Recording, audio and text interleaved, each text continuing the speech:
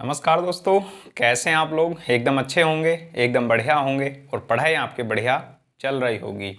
महत्वपूर्ण शब्दावली संविधान से संबंधित एक शब्द है जिसको हम लोग बोलते हैं संप्रभुता। क्या होती है उसके बारे में हम लोग आज बात करेंगे। जो छोटे छोटे पॉइंट हैं एग्ज़ाम में भी पूछ ले जाते हैं एक लाइन में, उन पॉइंटों के बारे में हम लोग बात कर लिया करेंगे। तो हमारे पास संप्रभुता क्या होती है उसके बारे में आज हम लोग बात करने वाले हैं। बहुत छोटा वीडियो होने वाला है, कोई बड़ा नहीं होगा। उसके बारे में संप्रभुता क्या है उसको हम लोग समझते हैं। यदि हम लोग बात करते हैं किसी भी राज्य के संबंध में, किसी भी देश के संबंध में, तो क्या होती है संप्रभुता। यदि हम लोग यहाँ पर बात करते हैं संप्रभुता की, तो क्या है संप्रभुता। संप्रभुता से पहले हम लोग समझते हैं कि राज्य, हमारे पास कोई भी राज्य होता है तो वो राज्य के लिए होती है, देश के लिए होती है, और क्या है कैसे हम लोग समझते हैं। यहाँ पर संप्रभुता लागू किस पर होती है। संप्रभुता लागू राज्य या फिर देश पर लागू होती है। कैसे, यदि हम लोग यहाँ पर बात करते हैं कि कैसे लागू होगी, तो सबसे पहले ये हमें पता होना चाहिए कि किसी भी राज्य के कितने अंग होते हैं। तो किसी भी राज्य के अंग यदि पूछता है आपसे एग्ज़ाम में, तो किसी भी राज्य के, किसी भी देश के, यानी संपूर्ण विश्व की हम लोग बात करते हैं तो भारत भी एक राज्य है। और यदि हम लोग ओनली भारत देश की बात करते हैं तो हमारे जितने राज्य हैं वो उसमें शामिल होते हैं। यदि हम लोग बात करते हैं राज्य की, तो हमारे पास कि राज्य के कितने अंग होते हैं। यदि बात करते हैं अंगों की, तो राज्य के अंग कितने होते हैं। राज्य के अंग होते हैं चार।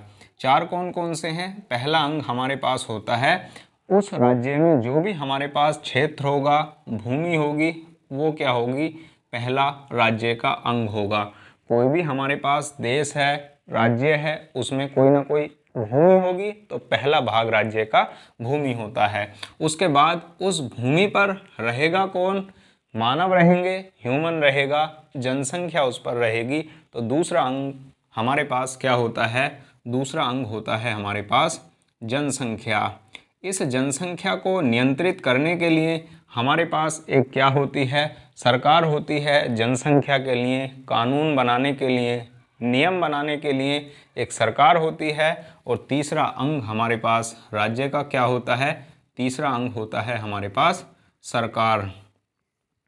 चौथा अंग हमारे पास क्या है, चौथा अंग ही हमारे पास क्या होती है, जिसके बारे में हम लोग बात करना चाह रहे हैं, संप्रभुता।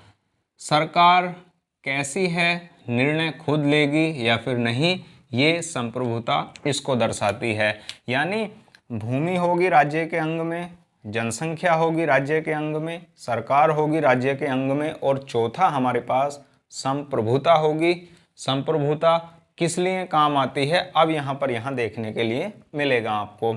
सरकार हमारी किस प्रकार की होगी, किस प्रकार का मतलब है, सरकार हमारी स्वतंत्र है या फिर निर्णय लेने में, जो हमारी सरकार होती है वो निर्णय लेने में स्वतंत्र है या फिर किसी और के दबाव से निर्णय लेती है। जैसे भारत में संविधान बनने से पहले, यानी 1947 से जब भारत आज़ाद नहीं हुआ था, तो उससे पहले हमारे यहाँ नियम और कानून कौन बनाता था, हमारे यहाँ नियम और कानून ब्रिटिश के द्वारा चलाए जाते थे। अंग्रेज़ों के द्वारा जो बनाए गए नियम हैं और कानून हैं वो हमारे लिए बनाते थे।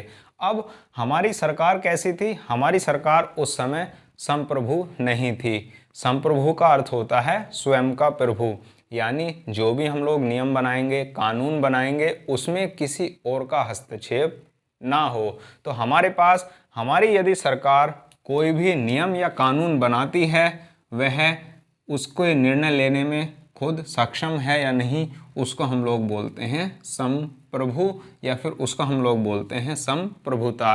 संप्रभुता का मतलब क्या है, सरकार नियम बनाते समय, नियम बनाते समय किसी अन्य की अनुमति नहीं लेगी, अनुमति नहीं लेगी।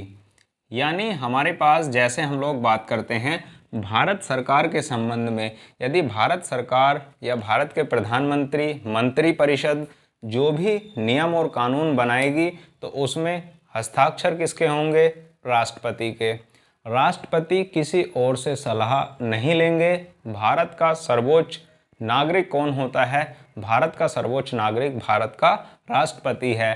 तो भारत के राष्ट्रपति के द्वारा ही उस कानून पर हस्ताक्षर किए जाते हैं और वह क्या हो जाता है? नियम या फिर कानून बन जाता है। तो इसमें हमारी सरकार ने किसी अन्य देश से, किसी अन्य देश के दबाव में लेकर कोई फैसला नहीं किया है। हमारी सरकार स्वयं की प्रभु है, खुद ही निर्णय ले सकती है।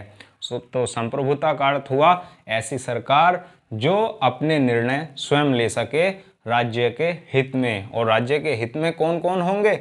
ये हमारे पास जो अंग लिखे हुए हैं इनके हित में ही हमारी सरकार काम करेगी। कोई भी सरकार यदि अपने मामले में सर्वोच्च है, जैसे भारत की हम लोग बात करते हैं तो भारत के लिए भारत सरकार सर्वोच्च है, तो संप्रभुता का अर्थ यहाँ पर ये देखने के लिए मिलता है कि राज्य के लिए जो भी भारत सरकार कानून बनाएगी वह ही सर्वोच्च हैं।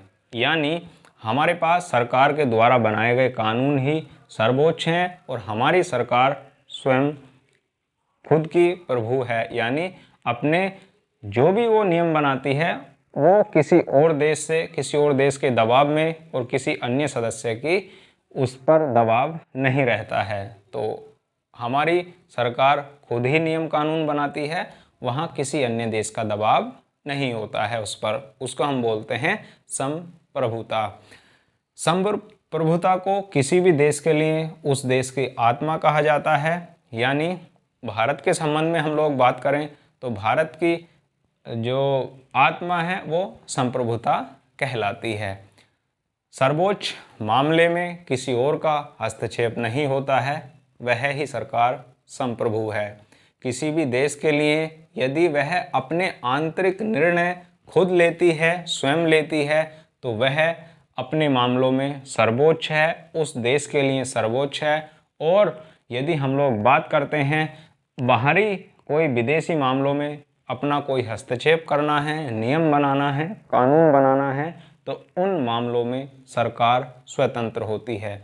संप्रभुता सरकार के संबंध में यदि राज्य की बात करते हैं तो राज्य में सर्वोच्च होती है और बाहरी उसको यदि कोई भी निर्णय लेना है तो वहाँ पर हमारी सरकार क्या होती है? स्वतंत्र होती है, किसी के दबाव में कोई भी फैसला नहीं लेती है। उसको हम लोग बोलते हैं संप्रभुता और इसको इंग्लिश में हम लोग बोलते हैं सोवरेनिटी। उसको भी आप लोग याद रखना। तो संप्रभुता आप लोग समझ गए होंगे क्या होती है। तो इसको इंग्लिश में हम लोग क्या बोलते हैं?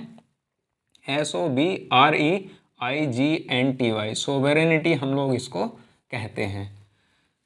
तो कैसा लगा वीडियो? कंप्लीट देखा होगा आपने और शेयर आप लोग इसको करना।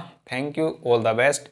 चैनल पर आप लोग नए हैं तो चैनल को आप लोग सब्सक्राइब कर सकते हैं। Thank you. मिलते हैं फिर एक शानदार वीडियो के साथ। स्क्रीनशॉट आप लोग इसका ले सकते हैं।